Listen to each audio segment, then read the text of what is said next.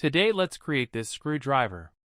Add a circle with 16 vertices. Extrude circle and press Shift R to repeat extrude. Select faces like this and scale them pressing Shift Z and scale. Select these edge and scale as before. Select edge and bring them down.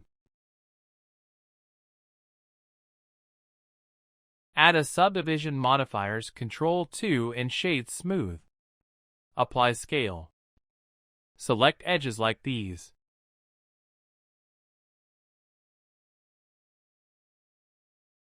And bevel them.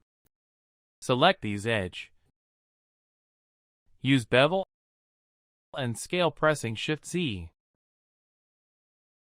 Fill these edge and bevel them. Add subdivision modifiers Ctrl 2. Hope you learned new ideas today. If you liked the tutorial, like and subscribe to the channel.